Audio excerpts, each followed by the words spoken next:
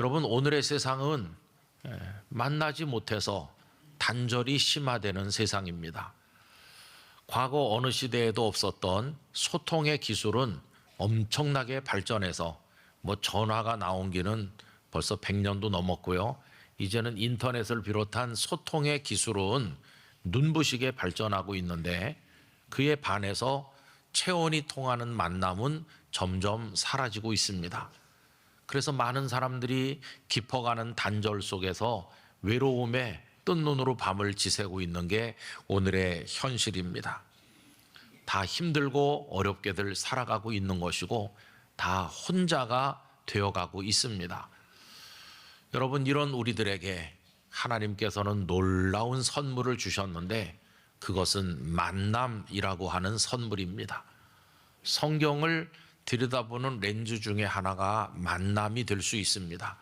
만남은 성경을 들여다보는 주제 중에 하나일 수가 있겠습니다. 창세기로부터 요한계시록까지를 만남이라고 하는 관점에서 읽어보면 참 어마어마한 만남이 성경에 가득 차 있다는 것을 알게 됩니다. 하늘과 땅이 만나고, 가장 거룩하신 분과 더러운 죄인이 만나고, 크고 위대하신 분과 비천하기 이를 데 없는 자가 만나는, 다시 말해서 하나님과 인간이 만나는 이야기, 그것이 성경의 주제가 되어 있습니다. 여러분, 성경을 이런 눈으로 읽어보면 만남의 이야기가 가득합니다. 일일이 다 말할 수가 없죠.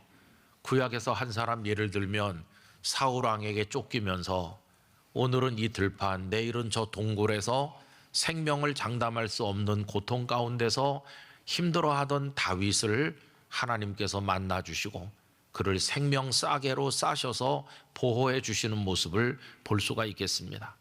신약 성경에서는 그것이 멸망의 길이요 죄악된 길인지도 모르고 그리스도를 핍박하는 자로 살았던 사울이라고 하는 젊은이를 다메섹 도상에서 만나셔서 그를 생명의 길, 진리의 길로 옮기시고 바울이라는 새로운 이름으로 인생을 살게 해주셨던 그 만남도 우리가 떠올릴 수가 있겠습니다. 여러분, 만남을 다른 말로 환원하면 구원이라고 말할 수 있습니다. 하나님께서 만나주신 사람, 달리 말해서 하나님을 만난 사람들은 다 구원을 받은 것이죠. 우리 신앙의 핵심은 하나님을 만나는 것입니다. 우리 영락의 성도 여러분, 하나님을 인격적으로 제대로 우리 모두 만나기를 기원합니다. 그래서 신앙 교육 또한 만남이 이루어지도록 해야 된다고 해서 한때 만남의 기독교 교육이라는 표현이 유행했던 적도 있었습니다. 오늘 저는 대림절 두 번째 주일을 맞이해서 성도님들과 함께 이 만남의 이야기를 나누고자 하는데, 그 핵심은 하나님께서 우리를 사랑하셔서 보내주신 독생자 예수 그리스도께서 이 땅에 오심으로써 주어진 구원의 만남, 그 이야기를 오늘 우리가 나누기를 원하는 것입니다. 예수님은 즉흥적으로 잠시 왔다 가신 것이 아니라 아주 오래전 과거로부터 준비하셔서 우리에게 오신 분이십니다. 예수님의 오심에는 예수님의 영원 전부터의 모든 시간이 들어있다는 것을 알게 됩니다. 갈라디아서 4장 4절은 이렇게 시작합니다. 때가 차매 하나님이 그 아들을 보내사 여자에게서 나게 하셨다. 여러분, 이 때는 예수님께서 이 땅에 탄생하신 때를 말하는 것인데, 이 때를 정하신 분은 하나님 아버지십니다.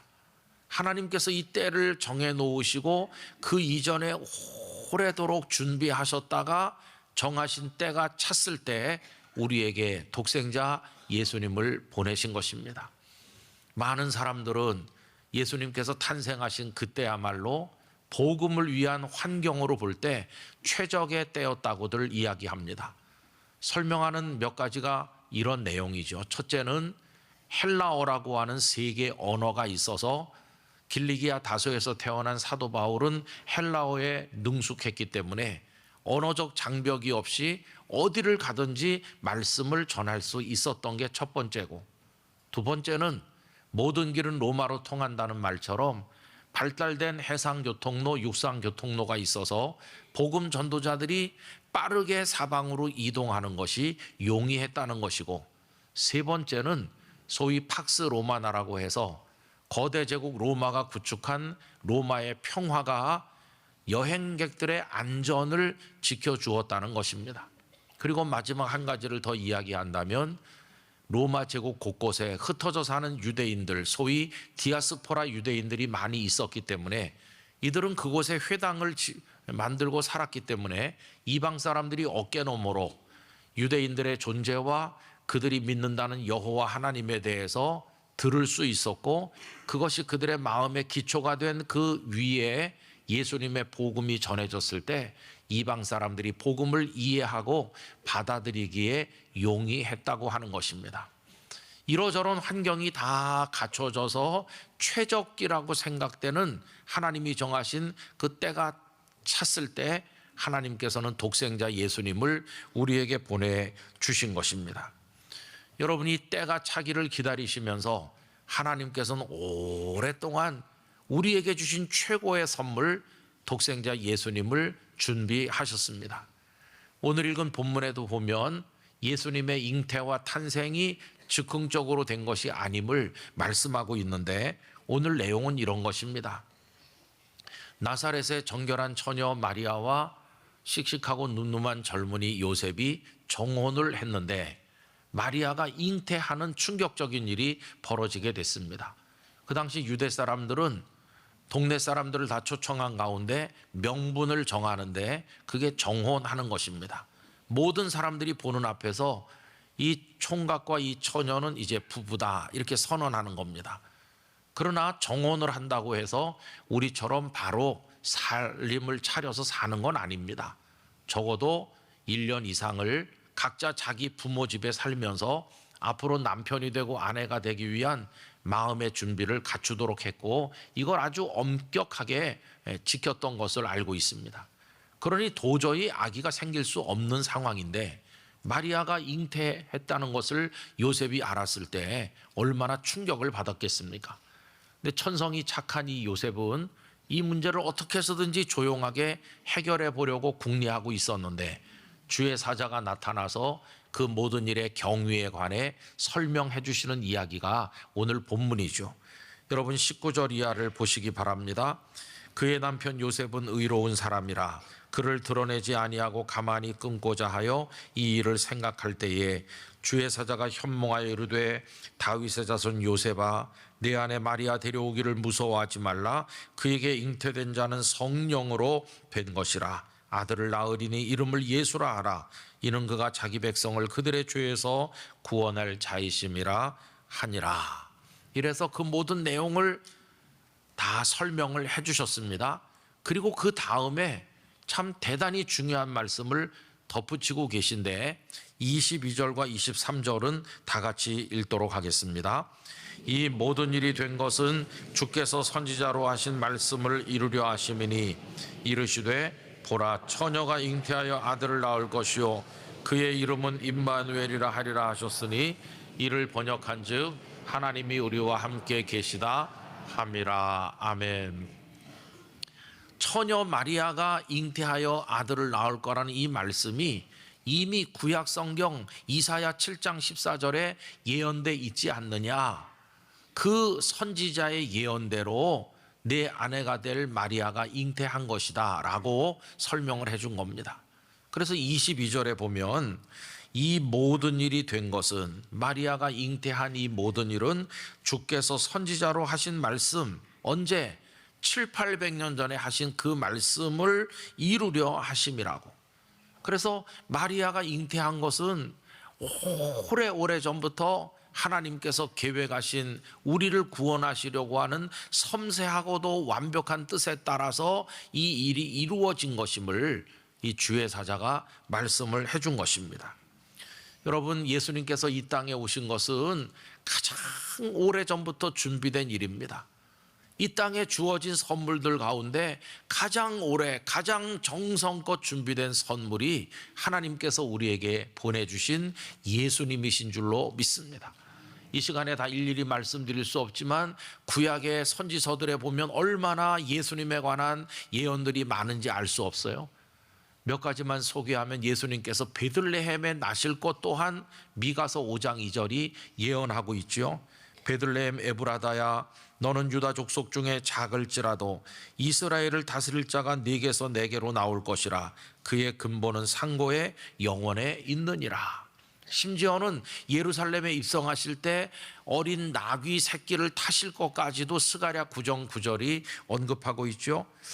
시온에 따라 크게 기뻐할지어다. 예루살렘에 따라 즐거이 부를지어다. 보라, 내 왕이 내게 임하시나니 그는 공의로우시며 구원을 베푸시며 겸손하여서 나귀를 타시나니 나귀의 작은 것 곧 나귀 새끼니라. 뿐만 아니라 그분이 십자가에서 고난받으신 그 찔림과 고통이 우리를 위한 것임을 이사야 53장 5절이 다음과 같이 말씀합니다. 그가 찔림은 우리의 허물 때문이요 그가 상함은 우리의 죄악 때문이라. 그가 징계를 받음으로 우리는 평화를 누리고 그가 채찍에 맞음으로 우리는 나음을 받았도다. 동방의 박사들이 헤롯의 궁궐에 와서 유대인의 왕으로 나시니가 어디 있느냐고 물었을 때 그들이 알아낼 수 있었던 것은 아까 읽었던 미가서 5장 2절 때문이고, 예수님께서 나귀 새끼를 타고 입성할 때 종려나무 가지를 흔들던 사람들의 마음속에 스가랴 9장 9절이 떠오르게 된 이유도 바로 그것 때문이고, 이사야 53장 5절을 아는 사람들은 십자가를 보면서 날 위한 피 흘림이요 날 위한 죽음이로구나 하는 것을 깨닫게 되지 않았겠어요? 이게 무슨 얘기냐 하면 하나님은 오래전부터 준비하셔서 예수님을 보내신 것입니다. 아까 그 방문객이라는 시에 누가 우리에게 온다는 것은 그의 과거가 온다 하는 말이 이렇게 적용될 수 있는 것입니다. 여러분, 보통의 선물을 받은 우리가 아닙니다. 최고의 선물을 하나님으로부터 받은 줄로 믿습니다. 그렇게 해서 이 땅에 오신 예수님은 현재 어떻게 하고 계시는가? 그분은 맨 앞에 소개했던 노래 가사처럼 우리 인생의 대문 앞을 배회하기만 하시는 분이 아니십니다. 그냥 그 앞으로 스쳐 지나가기만 하시는 분이 아닙니다. 예수님은 이 땅에 오셔서 죄 때문에 부끄러워 고개 들지 못하고 웅크리고 있는 우리가 있는 그 대문을 활짝 열어 젖히시고 뛰어 들어오셔서 우리를 꽉 끌어 안아 주신 분이십니다. 그러면서 말씀하시기를 울지 말아라. 내가 왔으니 나의 평화를 너에게 준다. 모든 너의 죄는 사해졌고 이제 너는 내 품 안에서 내 사람으로 산다. 이렇게 말씀해 주신 것입니다. 우리 눈의 눈물을 닦아주시고 우리의 무거운 죄의 짐을 벗겨주신 우리 주님이십니다. 그래서 그 예수님은 지금 우리와 함께 임마누엘, 하나님이 우리와 함께 계셨다, 계실 것이다가 아니라 지금 계시다라고 하는 현재 진행형으로 주님은 우리와 함께 계신 줄로 믿습니다. 그 선물을 지금 우리가 누리고 있는 중인 것입니다. 저는 일찍 올라와서 여기 앉아 있으면서 우리 성도님들이 들어오시는 모습을 봅니다. 제가 들어와 앉을 때는 한 절반 정도나 자리에 앉으셨을까요?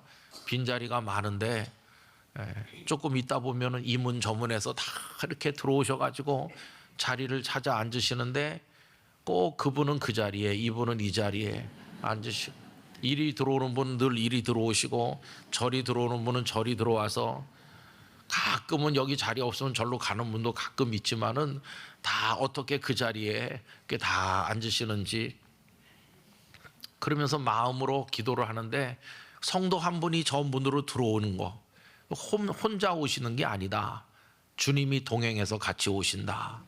그런 감동이 올 때가 많아요. 꼬부러진 권사님께서 지팡이 짚고 간신히 이렇게 걸어 들어올 때 그 권사님 속에 주님이 같이 오고 계시다. 감동이 있어요.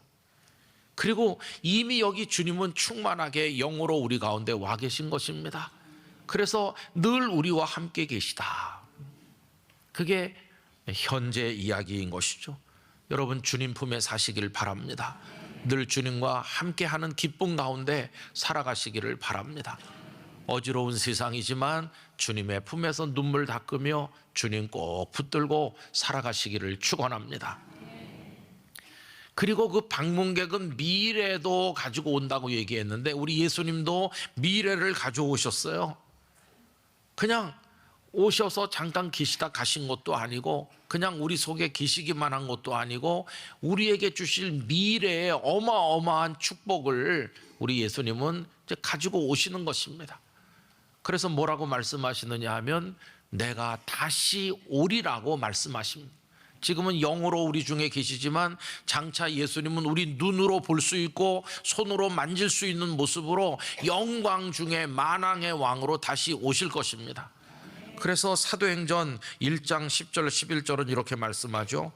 올라가실 때 제자들이 자세히 하늘을 쳐다보고 있는데 흰옷 입은 두 사람이 그들 곁에 서서 이르되 갈릴리 사람들아 어찌하여 서서 하늘을 쳐다보느냐. 그 다음엔 같이 읽겠습니다. 너희 가운데서 하늘로 올려주신 이 예수는 하늘로 가심을 본 그대로 오시리라 하였느니라. 아멘. 예수님은 다시 오시겠노라고 약속을 하신 것입니다. 우리 사도신경을 고백할 때마다 늘 이걸 고백하면서도 우리 마음속에 다시 오실 예수님, 그 미래를 가져오시는 예수님에 대한 확신이 부족할 때가 많은데 여러분, 주님은 다시 오신다고 말씀하신 겁니다. 한국 교회가 왜 현실에 붙들려 있고 왜 이렇게 힘이 없을까를 설명할 때 그 중에 하나가 미래적 소망을 잃어버렸기 때문에 현실의 감옥 안에 갇혀서 어쩔 줄 몰라 하고 있다. 다가오는 주님의 나라에 대한 열망이 식어버렸기 때문에 오늘 여기서 힘을 쓰지 못하고 있다고들 얘기하고 있습니다. 여러분, 주님은 미래를 가지고 오시는 겁니다. 주님이 가지고 오실 그 미래는 영원한 생명의 나라요, 거기 영생의 축복이 있는 그 모든 걸 가지고 우리에게 다시 오실 것입니다. 그럼 여러분, 이제 우리가 할 일이 뭔가요? 그거는 예수님을 마중 나가는 겁니다. 이제 우리가 할 일은 예수님을 마중 가는 거예요. 2000년 전 오실 때는 우리는 웅크리고 아무것도 하지 않았습니다.